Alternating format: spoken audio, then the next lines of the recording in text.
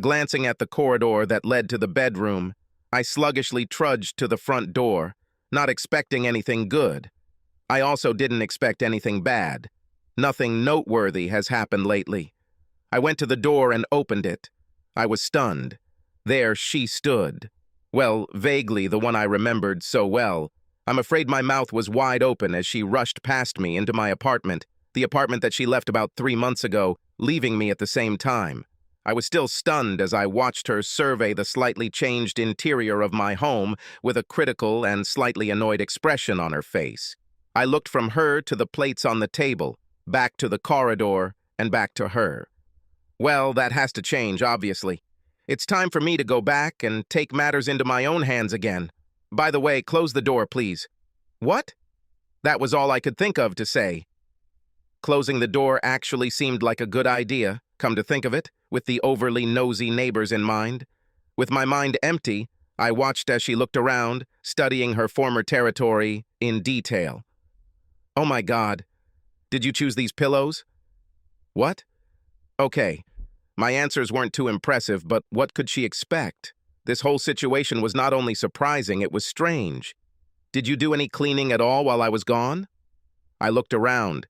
The apartment was not dirty. They just lived in it. The anal cleanser no longer lived there, so I no longer had to live in a cold, antiseptic house. My luggage is in the car. We can pick him up later. My brain was barely working, but it was clear that she was acting in her usual confident manner, which was inappropriate given the situation. Your hair, I began. Well, I finally said something. Yes, I know. They will grow back in no time. Her hair has always fascinated me to no end. I was a little shocked to see her with a stylish but very short haircut. Obviously, she was no longer my woman, but it still hurt to see her without one of her most attractive features. It just wasn't right. A crying shame. That's what it was. This will take at least 5 years. I still returned to full phrases.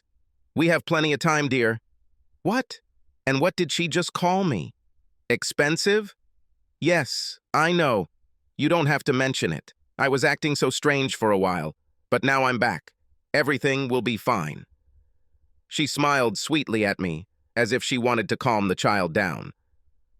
Seriously? And that was her apology? Yeah, baby. To my horror, she came closer to me and looked like she wanted to kiss me. Who was this woman, and was she completely out of her mind? She must have read my expression correctly because she stopped and looked at me a little surprised. I know. You always liked my hair. But I felt that I needed to change something in my life. Yes, I noticed it. What? Oh no, I was just talking about my hair.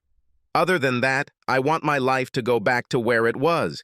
This obviously applies to you too, in case you didn't notice. She had the nerve to wink at me. So Tom had no say in your new hairstyle?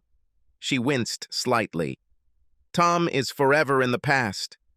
Wow, the new love in her life didn't last long. So what? What? So Tom had no say in your new hairstyle? Why do you always talk about him? He was fired and blacklisted when Parker's contract went missing. He is destroyed, he is in the past. He was a mistake and I left him. I nodded. I heard about some of his professional failures. Yes, just like you left me. I know, but now I'm back for good.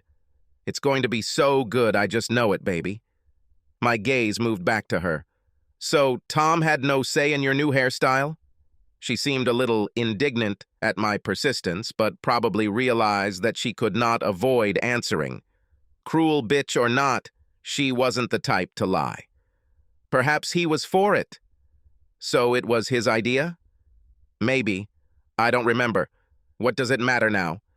He marketed you. Maybe for me, maybe not. But he definitely marketed you. Darling, it doesn't matter at all. Her voice was unusually soft. Short hair, friendly voice, almost apologetic, maybe even a little unsure now. Standing in front of me was some new version of my ex. She seemed to gather her courage and suddenly began fiddling with the strap of her dress. What is she doing? She stopped working on her wardrobe, apparently having come up with some idea, and took her phone out of her purse. She fiddled with it for a while, and then my speakers obeyed her will, turning on one of her playlists. Of course, she still had full access to everything after living here for many years, and I was too dumb to change any passwords. I was probably in a daze. I observed her strange behavior without commenting. With music playing in the background, she started dancing. Well, if you can call what she did dancing. She was never really into dancing and avoided it whenever possible. It said a lot about her determination that she tried to do it here. To my utter amazement, I realized that her strange movements could only be interpreted as an attempt to perform some kind of striptease. Really? This woman has always been a little reserved, refusing to openly demonstrate her sexuality. She hated any display of sexual behavior, which she always called sexist. Add to this her complete inability to adequately move to any music. The fact that she was about to take her clothes off for me told me a lot about the desperation she obviously felt but didn't want to talk about, and which for some reason didn't result in any kind of apology. The striptease itself was mildly amusing. I have always appreciated her sharp wit, humor, and her personality. Her body was not meant to be the center of attention, and I never needed it. The problem was that her body was definitely unsuitable for striptease. She was a little broad and muscular, completely lacking in elegance. Her movements were jerky and clumsy. It was all awkward, and I had to try not to offend her by laughing. I mean, it would have been perfectly within my rights to hurt her after what she did to me, but that was not my behavior. It was a difficult situation for both of us, and I tried to make it a little easier by at least showing interest in what she was doing. Her actions had no effect on the distribution of blood in the lower part of my body. My interest was piqued when she showed off one of her small tits, smiling mischievously at me. I saw something shiny and walked towards her to get a better look. Holy cow. Her nipple was pierced. How did this bastard manage to get her to do this? She always prided herself on being an independent, free woman with no nonsense. She would cut off my dick just for suggesting something as sexist as this. Luckily, my reproductive organ was never in any real danger, since I didn't like piercings anyway. It often just looks cheap and somehow stains a woman's breasts. As in this case. "Do you like it?" she asked, smiling shyly. "Let me guess. His proposal again? Come on, why is this so important?" She tried to pout, but she was so unaccustomed to it that she failed completely. Her evasive answer told me that I had hit the nail on the head. "I just wanted to know." She tried unsuccessfully to smile seductively and continued her strangely unnatural and almost pathetic way of getting rid of clothes. As her unusually sexy panties came into view, something strange caught my attention. It looked like some kind of stain on the skin. I moved closer to her, examining the place with a strange, detached interest. It looked like a letter peeking out of her underwear. Yes, it was M. Strange. And then it dawned on me. That was the end of the Tom tattoo. He made her tattoo his name on her pubic area. Incredible. This guy was out of my league to get what he wanted from her. Let me guess. He's the one who dumped you, right? Okay, I know. I had completely ruined the last vestiges of any erotic mood that might have been present. I wasn't in that mood anyway, and somehow I doubted she was either.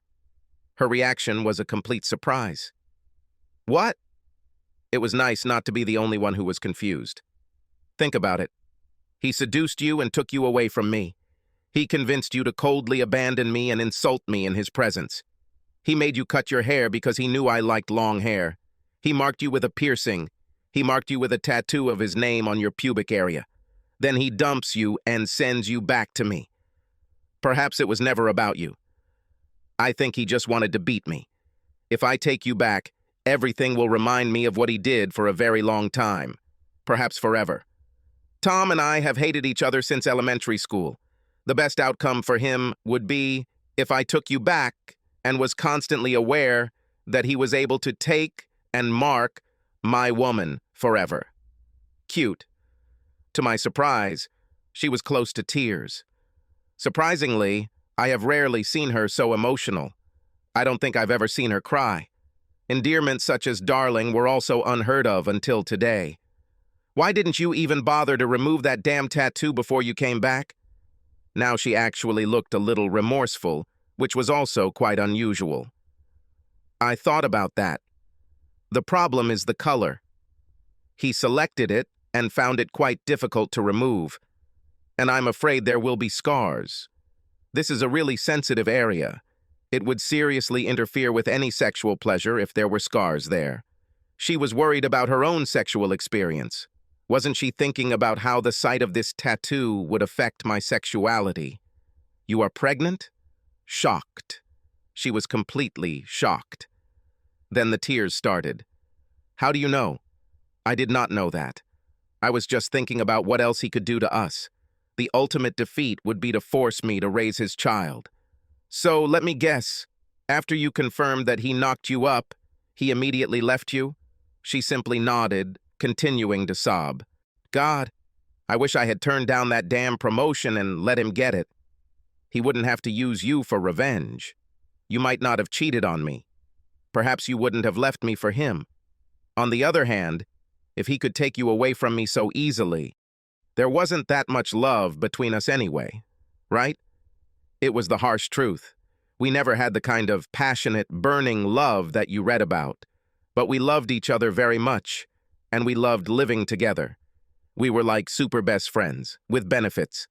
Tom was an exceptionally handsome man, but I believed that if we truly loved each other, he would never be able to seduce her.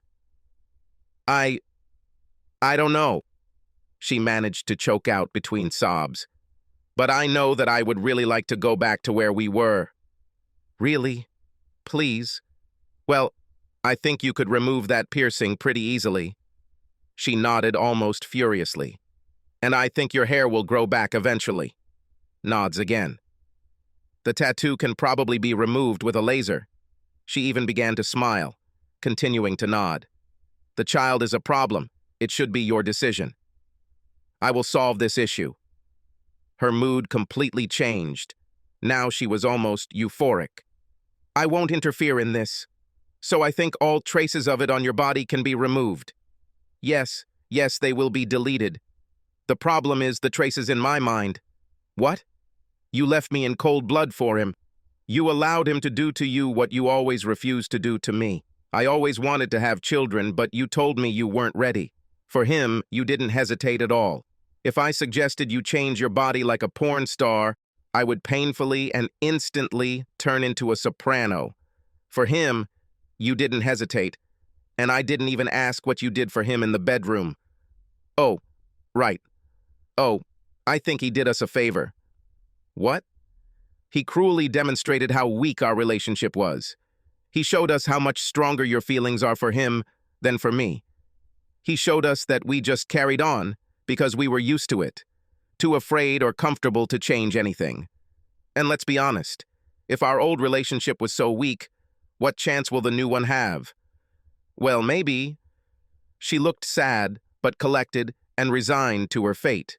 Meanwhile, she started getting dressed again, and I was glad to see it. It made the situation less awkward. Talking about something serious with an almost naked person somehow feels wrong. I'm sorry. Well, that's what I said. The magic word that I have never heard from her since she left me. It was strange and telling that I was the one to say it, even though I was the offended party. I suddenly realized that she was simply too weak to apologize, as if she was too weak to resist him, and too weak to save us. It didn't matter. We were better off without each other. Thank you. Once again, I said what she had to say, and I really meant it. With today's visit, she finally removed all the ballast from our old relationship that I carried with me. No, dear, I should thank you. For listening to me, for giving me those wonderful years that we had. I am so sorry. Ironically, the very last word she said to me was the one I had been waiting for so long. With these words, she lightly pecked me on the cheek, which surprisingly did not touch me, and headed towards the door to leave my apartment and my life. It was nice. Honey, what's that noise? Asked the sleepy, long-maned beauty who came out of the bedroom. Nothing, just someone I once knew, my love, I replied just after the door had closed. I didn't want my ex to see this before she left my life forever. My rule has always been not to kick someone who is down. Do you think we can visit my parents this weekend? I would really like you to meet them. Your parents? Yes, yes, of course. I will be happy to meet them. This thought actually made me very happy. I placed my coffee cup on Parker's folded and heavily stained contract and followed the enchanting rustle of that long mane into the bedroom to start the morning off properly. Subscribe to our channel so that your second chaff doesn't cheat on you, and go ahead and listen to the next story, because this story is nothing compared to the next one. If you're under 18, don't even think about listening to the next one.